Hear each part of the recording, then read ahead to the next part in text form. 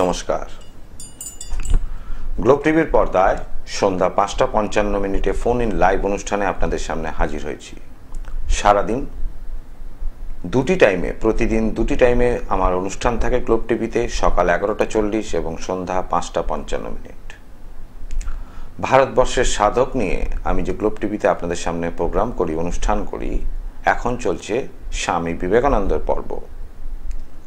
আজকে থাকবে পর্ব নাম্বার ১৭। এইবার বলি, দেহত্যাগের কিছুদিন আগে থেকে শ্রীরামকৃষ্ণ নরেনের সাথে একাকী ২ থেকে ৩ ঘন্টা কাটাতেন। তখন অন্য শিষ্যরা বাইরে থাকত। শেষের দিনটি প্রায় আসন্ন। এমন সময় একদিন শ্রীরামকৃষ্ণের সম্মুখে রামকৃষ্ণদেব নরেনকে বসান। ঘরে আর কেউ ছিল না, অন্য শিষ্যদের বাইরে অপেক্ষা করতে বললেন। ঘরের দরজা বন্ধ যথারীতি। শ্রীরামকৃষ্ণের শরীর থেকে তড়িৎ কম্পনের মতো একটা সূক্ষ্ম তেজরশ্মি নরেনের শরীরের ভেতর সঞ্চালিত হলো। অর্থাৎ রামকৃষ্ণদেবের শরীর হইতে একটা তেজরশ্মি বেরিয়ে নরেনের শরীরে সেই তেজরশ্মি প্রবেশ করলো। চৈতন্য লাভ হলো নরেনের। তিনি দেখেন নীরবে উপবিষ্ট ঠাকুরের 2 চোখে অশ্রুধারা। নরেন প্রশ্ন করে ঠাকুরকে, এ কি রহস্য? কিছুই বুঝতে পারছি না। কোথা থেকেই আপনার শরীরের হৃদয় থেকে সেই তেজরশ্মি বেরিয়ে আমার হৃদয়তে প্রবেশ করলো? ঠাকুর আস্তে আস্তে বলেন, আজ এতদিন পর্যন্ত আমার যা কিছু ছিল তা তোকে দিয়ে আমি ফকির হলুম। মানে রামকৃষ্ণদেবের যত পুণ্য ফল, যত শক্তি, সেই ঐশী শক্তি, ঐশ্বরিক শক্তি, তার সম্পূর্ণটাই মৃত্যুর আগে, অর্থাৎ দেহত্যাগের আগে, তাদের তো মৃত্যু ঘটে না সাধকদের, দেহত্যাগের আগে স্বামী অর্থাৎ নরেনকে দিয়ে যায়। স্বামী বিবেকানন্দ অর্থাৎ নরেনকে তিনি দিয়ে যান। তাই ঠাকুর বললেন, আমার যা কিছু ছিল তা তোকে দিয়ে আমি ফকির হলুম। তুই এই শক্তিতে জগতের অনেক কাজ করবি, কাজ শেষ হলে তারপর ফিরে যাবি। শেষের দিনটি আসন্ন। 1886 খ্রিস্টাব্দের 16ই আগস্ট ঠাকুরের মহাপ্রণয়নের দিন, যেদিন তিনি দেহত্যাগ করেন। ঠাকুর সেদিন নরেনকে আহ্বান করে সম্মুখে বসিয়েছিলেন। নিষ্ফলক দৃষ্টিতে নরেনের দিকে তাকিয়ে আছেন। ধীরে ধীরে ঠাকুর সমাধিস্থ হয়ে পড়লেন। যে ছবিটা আপনারা বেলুড় মঠ, ছবি বলছি, যে মূর্তিটা আপনারা বেলুড় মঠে দেখেন, রামকৃষ্ণদেবের পুজো হচ্ছে, এটাই তার অন্তিম ক্ষণের মূর্তি। মানে ওই দৃশ্যের ওপর স্বামী বিবেকানন্দ মূর্তিকারকে দিয়ে তৈরি করেন। সেই অবস্থাতেই তিনি হাসতে হাসতে, চোখে অশ্রুধারা নিয়ে, করুণ মুখ নিয়ে, কিন্তু হাসতে হাসতে চলে যান। অর্থাৎ তার যতটুকু পৃথিবীতে কাজ ছিল সেটা তিনি সম্পন্ন করেছেন। এইবার তার শক্তিটা তিনি আর নিজে নিলেন না, তিনি পুরোটাই নরেন্দ্রনাথকে দিয়ে দিলেন, যে আগামী যে ওর যে কাজগুলো হবে সেই কাজগুলো যাতে ওর করতে কোনো অসুবিধে না হয়। ভক্তদল চরম মুহূর্তের কথা চিন্তা করে চোখের জল ফেলতে লাগলো। ঠাকুর চলে গিয়েছেন। রামকৃষ্ণদেব তার দেহ ত্যাগ করেছেন। আমি কলার বন্ধুকে দেখে নি। জয় মা তারা। জয় মা তারা। বলুন, কে বলছেন, কোথা থেকে বলছেন? কোথা থেকে? কোনটাই? কাঁথি থেকে। কি নাম তোমার? সোমপ্রকাশ। আচ্ছা, কি জানতে চাও? ভাগ্য?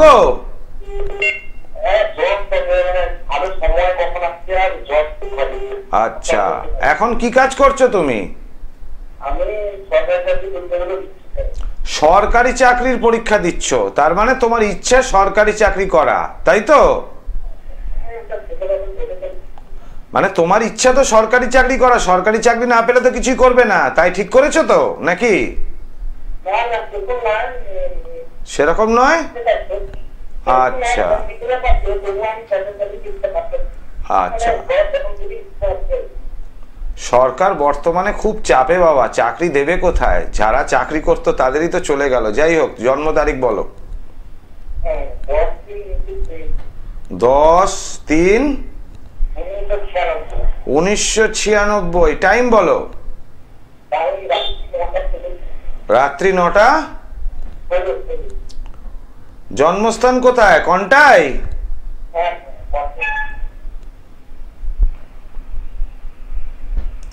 রবিবার জন্মবার? রবিবার জন্মবার। তোমার তো বৃশ্চিক রাশি, বিশাখা নক্ষত্রে জন্ম, তুলা লগ্ন, জানো তুমি? জানো, ভেরি গুড।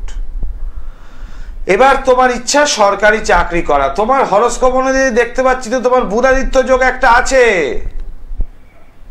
সরকারি চাকরি করার জন্য বুধাদিত্য যোগটা খুব প্রয়োজন হয়, সেটা তোমার হরোস্কোপ অনুযায়ী আছে, আমি দেখতে পাচ্ছি তো বাবা। কিন্তু তার সঙ্গে অশুভ যোগও রয়েছে, ছন্ন ছাড়া যোগ। এই তো মহা সমস্যা, মানে ভালোও আছে খারাপও আছে। বর্তমানে তোমার যে দশা যাচ্ছে, এই দশায় সরকারি চাকরি 100% হবে, এমনকি 2025 সালে হওয়ার একটা প্রবল সম্ভাবনা। তুমি এই ছন্ন ছাড়া যোগটা কাটিয়েছো? না কাটালে চাকরি হবে না। হ্যাঁ, তুমি যদি তোমার অশুভ দোষটাকে না কাটাও তাহলে 2025 সালে চাকরি হবে। 2025 সালে গোল্ডেন টাইম তোমার এখন। তুমি এই দোষটা না কাটালে তোমার চাকরি হবে না বাবা।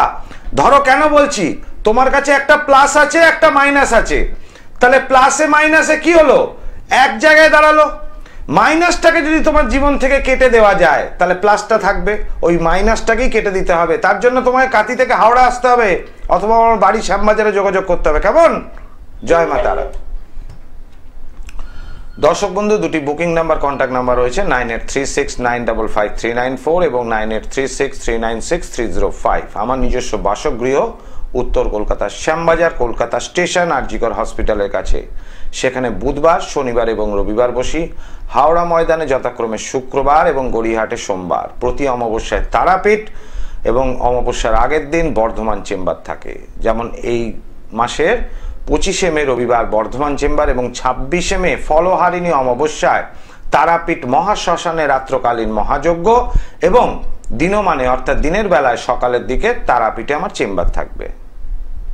দুটি বুকিং নাম্বার, কন্ট্যাক্ট নাম্বার লিখে নিন 9836955394 এবং 9836396305। দুটোতেই লিখবেন, কারণ নেটওয়ার্ক প্রবলেমের জন্য কোনো সময় যদি একটি নাম্বার না পান আরেকটিতে অতি অবশ্যই পাবেন। তো যে জায়গায় ছিলাম, কি কাজ মায়াংতন্ত্রে হয় তার আগে এই এপিসোডটা একটু শেষ করে দিই। আর বেশি দিন টানবো না স্বামী বিবেকানন্দ নিয়ে, কারণ রামকৃষ্ণদেবের তো তার দেহত্যাগ ঘটলো। সেই রামকৃষ্ণদেবের শক্তিতে বলিয়ান স্বামী বিবেকানন্দ। ঠাকুর চলে গেলেন সেই দিন। ভক্তদল চরম মুহূর্তের কথা চিন্তা করে চোখের জল ফেলতে লাগলো। ঠাকুর চলে গিয়েছেন, আর নেই। নরেন সহ বাকি শিষ্যদের তাপিত হৃদয় তখন শুধু মরু প্রান্তরের মতো খাঁ খাঁ করছে। ঠাকুর নেই। আশা আনন্দ উৎসবের লেশ মাত্র কোথাও নেই। সত্যের প্রচার কার্যে অনেকেই ব্যস্ত হয়, কিন্তু তারা না জেনে করে। নরেন্দ্রনাথ বলে, আমি সত্য জেনে তবে তার প্রচার কার্য করব। এরপর নরেনের জীবনে দেখা যায় এক নতুন অধ্যায়। সেই থেকে নরেন্দ্রনাথের নতুন জীবন অধ্যায় সূত্রপাত হলো, কারণ মাথার উপর ভগবান এবং গুরু তথা রামকৃষ্ণদেবের হাত ছিল। সেই সমস্ত ব্যাপারে গাইড করতো এবং অনুমতি তার কাছ থেকে নিত। এখন কি হবে? তার নতুন জীবন শুরু হলো। আমি কলার বন্ধুকে দেখে নিই। জয় মা তারা। হ্যালো, জয় মা তারা। জয় মা তারা। বলুন, কে বলছেন, কোথা থেকে বলছেন? হ্যাঁ, আমি মেদিনীপুর থেকে বলছি, অজয় দাস বলছি। নিজের সম্পর্কে জানবো। অজিত? অজয় অজয় অজয় দাস, তাই? হ্যাঁ। জন্ম তারিখ বলো অজয়। 28 জুলাই 1999। 28 জুলাই 1999। টাইম? 10:11। জন্মস্থান কোথায়? মেদিনীপুর। পশ্চিম? হ্যাঁ, পশ্চিম মেদিনীপুর। বুধবার জন্মবার দেখতে পাচ্ছি, তাই কি? হ্যাঁ হ্যাঁ হ্যাঁ, বুধবার। প্রশ্ন করো, কি প্রশ্ন তোমার? আমার ক্যারিয়ারটা একটু, আর্থিক দিকটা একটু। কেরিয়ার আর আর্থিক দিক, আচ্ছা। কি কাজ করছো বাবা তুমি? আমি টেকনিক্যাল লাইনে ছিলাম, কিন্তু এই মুহূর্তে আমি জবলেস। কিসের লাইনে ছিলে? টেকনিক্যালে ছিলাম, টেকনিক্যাল ইঞ্জিনিয়ারিং সেক্টরে ছিলাম। টেকনিক্যাল লাইনে ছিলে, আচ্ছা। প্রাইভেট সেক্টরে। প্রাইভেট সেক্টরে, এখন জবলেস, তাই তো? হ্যাঁ হ্যাঁ হ্যাঁ। এই যে টেকনিক্যাল লাইন নিয়ে তুমি পড়াশুনো করেছো? হ্যাঁ হ্যাঁ হ্যাঁ, আমি গ্র্যাজুয়েশন করেছিলাম বিটেক। বিটেকে কতদিন পর্যন্ত তোমার কোর্স চলেছে? 3 বছর নাকি? কোনটা, বিটেকটা? হ্যাঁ হ্যাঁ হ্যাঁ, 3 বছর। 3 বছর। তাহলে পড়াশোনার সময় কোনো খামতি ছিল না তোমার? পড়তে মন লাগতো বিটেকটা, নাকি জোর করে? কিন্তু আমি মানে স্যাটিসফ্যাকশন রেজাল্ট পাইনি। পাওনি? দেখো, আমি কিন্তু তোমার কেরিয়ার বা ওই জায়গাটা, অর্থের জায়গাটা এলাম না, আমি কিন্তু তোমার বিটেকে ফিরে গেলাম, পেছনের জায়গাটা। হ্যাঁ। এবং তুমি যেখানে চাকরি করতে সেখানে জব স্যাটিসফ্যাকশন তোমার ছিল না? একদম ছিল না, একদম ছিল না। সেই জন্য আমি। বাবা, তুমি পশ্চিম মেদিনীপুর থেকে ফোন করছো আর আমি কলকাতা স্টুডিওতে বসে আছি। আমি তোমাকে কোনোদিন দেখিনি, শুধু জন্ম তারিখ বলেছো, তোমার কেরিয়ার এবং তুমি আর্থিক জায়গাটা দেখতে বললে আমাকে। আমি তোমার এই যে টেকনিক্যাল লাইনে যে বিটেক তুমি পড়াশোনা করেছো, আমি সেখানেই সরাসরি ঢুকে গেলাম। আমি কিন্তু তোমার পাস্ট অর্থাৎ অতীত নিয়ে আলোচনা করছি। ভবিষ্যৎ তো অনেকেই বলতে পারে, কেন? কারণ ভবিষ্যৎ তুমি দেখোনি, সুতরাং যে জ্যোতিষী বলছে সে সঠিক বলছে কি বেঠিক বলছে তো তোমার জানার উপায় নেই, ঠিক কিনা? কিন্তু অতীতটা তোমার ঘটে গেছে, সেইটা যেটা আমি বলবো সেটা তুমি বলতে পারবে হ্যাঁ ঠিক কি ভুল। আমি যেমন বললাম তোমার 3 বছরের কোর্সে তোমার কিন্তু সেরকম ইচ্ছে ছিল না পড়াশোনা, তুমি বললে হ্যাঁ। আমি বললাম তোমার জব স্যাটিসফ্যাকশন ছিল না, তুমি তাই বললে হ্যাঁ, ঠিক? তোমার হরোস্কোপ অনুযায়ী তুমি যে বিটেক পড়তে যাচ্ছ, কোনো অ্যাস্ট্রোলজারের পরামর্শ নিয়েছিলে? না, সেভাবে আমি নাওনি। তোমার হরোস্কোপ অনুযায়ী তোমার তো বিটেক বা ইঞ্জিনিয়ারিং লাইন কোনোদিনই সুইটেবল হবে না। কেন নিতে গেলে এই লাইনটা বাবা? ওয়ারাজ তুমি যদি কেমিক্যাল লাইন নিয়ে পড়াশোনা করতে বা ওয়াটারে কোনো ইয়ে নিয়ে পড়াশোনা করতে বা জল জাতীয় কোনো জিনিস নিয়ে পড়াশোনা করতে বা ঔষধ জাতীয়, ধরো ওই কেমিস্ট বলে না, কেমিস্ট অ্যান্ড ড্রাগিস্ট, এইগুলো নিয়ে পড়াশোনা করলে তোমার জীবনে কেরিয়ারে সাকসেস ছিল। তুমি লাইন চুজ করতে ভুল করে ফেলেছো। তো এখন কেরিয়ার তৈরি হবে বাবা, সেই রকম ভাবে হবে না, এখন তো অনেক দেরি হয়ে গেছে। যাই হোক, যদি কিছু করা যায় নিশ্চয়ই চেষ্টা করব। তার জন্য একটু সময় দিতে হবে, একটা কুষ্টি ভালো করে তোমার তৈরি করতে হবে। যদি সেখান দিয়ে তোমাকে, তুমি তার পিছোতে পারবে না, যেখানে অবস্থায় আছো সেখান দিয়ে দাঁড় করাতে গেলে বাড়ির গার্জেনকে নিয়ে আমার সাথে হাওড়াতে যোগাযোগ করো, কেমন? না, সেরকম কিছু দেখতে পাচ্ছি না, খুব একটা ভালো হবে না। হবে না কেন? তুমি জব পেলেও সেটা স্যাটিসফাই হবে না। এই মুহূর্তে হয়তো কিছুটা জব তোমার আসবে, হয়তো চান্স আসবে, 2-3 মাসের বেশি টিকবে না, সেটা তুমি মিলিয়ে নাও, কেমন? জয় মা তারা। এই যে আমার প্রেডিকশন, আমার বিচার, আমি টিভির ওপেন অনুষ্ঠানে বলছি, অনেক জ্যোতিষী গ্লোবে অনুষ্ঠান করেন, এইভাবে কেউ বলবেন না আশা করি আমি যেভাবে বলি।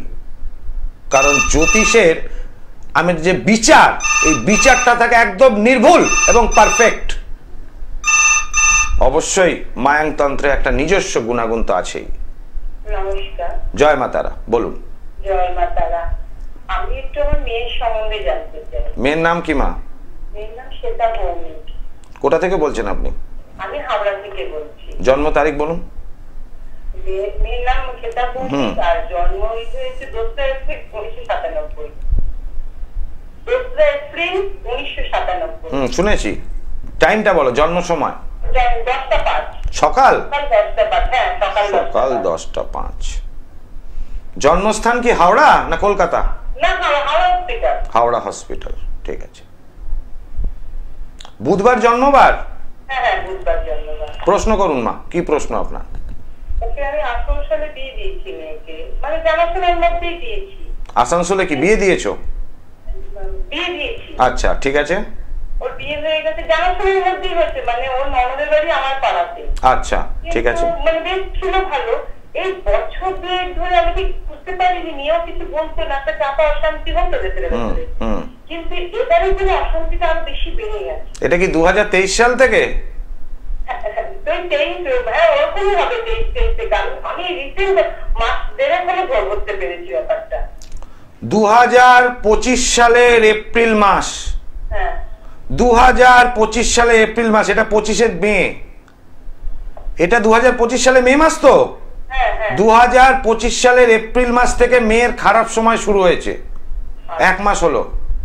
এখন এটা কন্টিনিউ থাকবে মা। ওর মধ্যে একটা আদি ভৌতিক লক্ষণ দেখা যাবে, শরীর স্বাস্থ্য ডিস্টার্ব থাকবে, অশান্তি হবে। শরীর স্বাস্থ্য ঠিক আছে মেয়ের? নেই তো মনে হয়। ওকে জিজ্ঞেস করবে, শরীর স্বাস্থ্য 100% খারাপ হবে। একটা আদি ভৌতিক মানে কোনো আওয়াজ শোনা থেকে আরম্ভ করে, গা হাত পা ঝিনঝিন করা থেকে আরম্ভ করে, মাথার যন্ত্রণা থেকে আরম্ভ করে ইত্যাদি, এগুলো হবে। আরেকটা জিনিস বলে রাখি, ওর যেটা দেখতে পাচ্ছি মকর রাশি এবং মিথুন লগ্ন, ঠিক আছে? এখানে ওর সব থেকে সমস্যা হবে, ওর মাসিক ঠিকঠাক হয়, পিরিয়ডস ঠিক হয়? সেটা ঠিক আছে। এখানে কিন্তু ওইটার একটা বড় সড় সমস্যা হওয়ার সম্ভাবনা। তুমি একবার জিজ্ঞেস করে নিও মা এই জায়গাটা। আমার মনে হচ্ছে এটা ঠিক হয় না,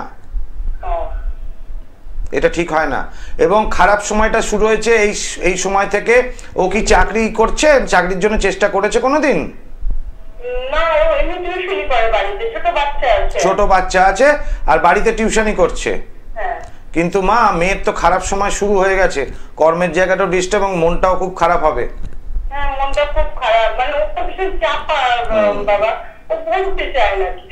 এইটাই হচ্ছে সমস্যা, এইটাই সমস্যা। তুমি যে বললে মাসিক ঠিকঠাক হয়, আমি বলে দিচ্ছি হয় না। তুমি ফোন মিলিয়ে নাও। তুমি বলনি, আমি একদম পরিষ্কার। যদি আমার এই কথাটা মিলে যায়, তাহলে মেয়ের জন্য মেয়ের ছবি নিয়ে আমার চেম্বারে এসে হাওড়ায় যোগাযোগ করো, কেমন? হাওড়া ময়দানে চেম্বার আছে মা, আমি ঠিক করে দেবো। এক্ষুনি যদি ঠিক না করা যায়, মেয়ের আগামী ভবিষ্যৎ খুবই খারাপ, খুব খারাপ হবে। একটা নেগেটিভ শক্তি বলে না, অনেক জায়গায় গিয়ে হাওয়া লেগে যায়, অনেকে শ্মশানে গেলে বা ঘুরতে যাওয়ার পর একটা হাওয়া লেগে গিয়ে খারাপ হয়, বিশেষ করে বাচ্চাদের হয়, বড়দেরও হয়।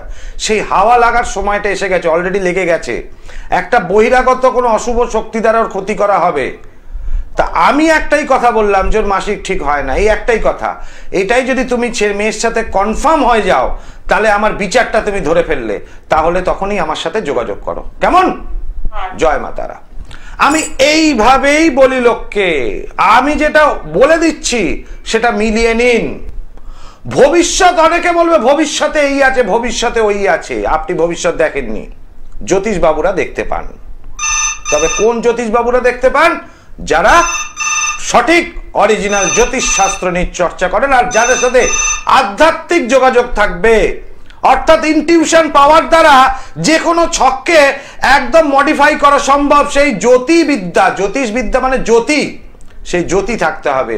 আমার নিজের ওপর নিজের গর্ব ঈশ্বরের প্রতি, মা তারার প্রতি, কারণ আমার প্রেডিকশন এতখানি নির্ভুল আর পারফেক্ট হয় যে আমি মানুষের ড্যামেজটা কোন জায়গায় হয়েছে ধরতে পারি এবং শুধু সেইটুকু মেরামত করি, যার জন্য কারি টাকার কোনো খরচা হয় না, মানুষ উপকার পান।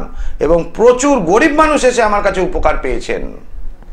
সব জায়গায় ঘুরে লাস্টে আচার্য পলাশের কাছে এসে তারা উপকার পান। এবং আমি এটাও দেখেছি বহু ক্ষেত্রে হয়, আমার কাছে যারা আসার চেষ্টা করেন তারা কিন্তু সহজে আসতে পারেন না, যাদের ওপর ক্ষতি করা আছে শত্রু দ্বারা। কারণ শত্রুর ক্ষতি এমন থাকে অনেকের ক্ষেত্রে যে আমার কাছে পৌঁছতে দেবে না। ঢপিং জ্যোতিষীর কাছে পৌঁছে যাবেন, কিন্তু আমার কাছে পৌঁছতে পারবেন না। কেন? কারণ আমি কাটিয়ে দেব, এই কারণে আমার কাছে পৌঁছানো যাবে না। এই রকম ভাবেই শত্রু করা থাকে। এবং যারা এই প্রতিকূলতার মধ্যেও শেষ সময় আমার কাছে এসছে, প্রত্যেকটা মানুষকে দেয়াল থেকে পিঠ থেকে গেলেও তুলে দাঁড় করিয়ে দিয়েছি।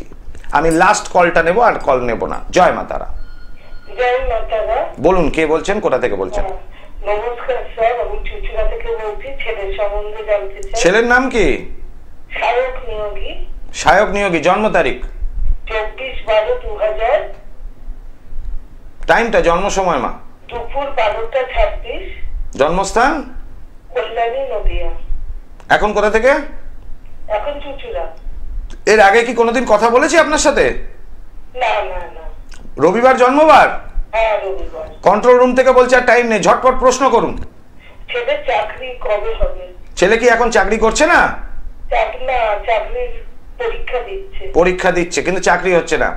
আচ্ছা, ছেলে কি ইঞ্জিনিয়ারিং পড়াশোনা করেছে? হ্যাঁ হ্যাঁ হ্যাঁ, ইঞ্জিনিয়ারিং করেছে। আমাকে শুধু একটা বলুন মা, আমি হরোস্কোপ দেখে এটা বলে দিলাম, আপনি কিন্তু বলেননি। না। আপনি বলেছেন, বলেননি তো একবারও? না না না, আমি একবারে বলে দিলাম ইঞ্জিনিয়ারিং হওয়ার। এর আগেও কিন্তু একজন ফোন করেছিল, আপনি অনুষ্ঠান দেখছেন তো প্রথম থেকে নাকি? তাকে বলে দিলাম তার ইঞ্জিনিয়ারিং ছিল না, আপনার ছেলে ইঞ্জিনিয়ারিং বলে দিলাম, কারণ ওর হরোস্কোপ অনুযায়ী ইঞ্জিনিয়ারিং আছে, এই জন্যই বলে দিলাম। এই যে আমার বিচারটা পারফেক্ট থাকে, বা কেন চাকরি হচ্ছে না, এই কেন চাকরির উত্তর তো একটা বড় সড়ো ব্যাপার। কারণ ওর ছকে একটা প্রতিকারের প্রয়োজন আছে, একটা দারিদ্র যোগ সৃষ্টি হয়েছে, এবং দারিদ্র যোগটা আয় স্থানে অর্থাৎ ইনকামের জায়গায় হয়েছে। ডিগ্রিগত দিক থেকে যদি বিচার করা যায়, এই আয় স্থানের যে দারিদ্র যোগ এবং দশম ভাবটা একাধিক গ্রহ দ্বারা পীড়িত। দশম ভাবের ওপর অবস্থান করছে কেতু গ্রহ। ছেলেটা পড়াশোনায় যথেষ্ট ভালো, মেধা শক্তিও ভালো, ও বুঝে পড়ে, স্মৃতিশক্তিও কিন্তু খুব খারাপ নয়, কিন্তু সেই জায়গাটা স্ট্যান্ড হতে পারছে না, ঠিক কিনা? স্ট্রাগলিং করছে ছেলেটা প্রচুর, একদিন কিন্তু মা করছে স্ট্রাগলিং। বর্তমানে রাহুর দশা, এই রাহুর দশা 2027 সাল অবধি থাকবে। এই 27 সালের মধ্যে ভালো কিছু হওয়ার তো এই মুহূর্তে নেই মা। যদিও ছোটখাটো চাকরি করে থাকে ইদানিং, বা করছেও, তাহলে সেক্ষেত্রে ওর কিন্তু চাকরি মানে আর আজ থেকে মিলিয়ে নাও, এটা মে মাস তো, জুলাই মাসের পর থেকে ওর মাথা গরম শুরু হয়ে যাবে অলরেডি। আমি বলে দিচ্ছি কেন। রাহু ট্রানজিটে শিফট করছে, যখনই রাহু ট্রানজিটে শিফট করবে ওর ফ্রাস্ট্রেশন অর্থাৎ হতাশাটা বাড়িয়ে দেবে।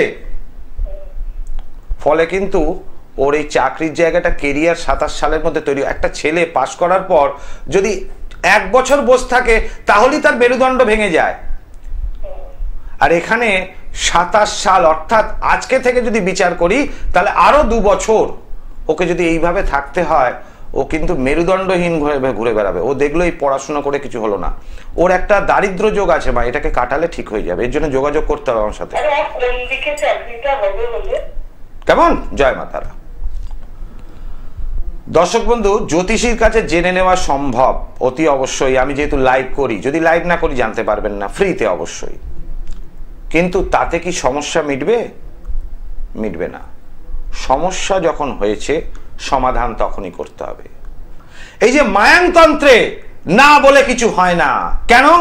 এই যে যজ্ঞ দেখতে পাচ্ছেন, তারাপীঠ মহাশ্মশানে আমার মহাযজ্ঞ থাকে, এবং ফলহারিণী অমাবস্যায় যেটা থাকবে, এই যজ্ঞে 100% প্রত্যেকটা ব্যক্তি উপকার পান, সে সমস্যা যাই হোক না কেন। বিয়ে হচ্ছে না সুন্দরী পাত্রী, তাহলে কিসের সমস্যা? পাশ করেছে ছেলে, হরোস্কোপ ঠিক পারমিট করছে, সব দিক থেকে ভালো, তাহলে কিসের সমস্যা?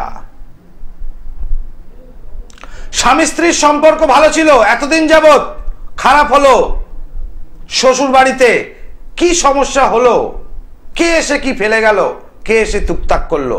বা কোথায় ঘুরতে গিয়ে হাওয়া লেগে গেল?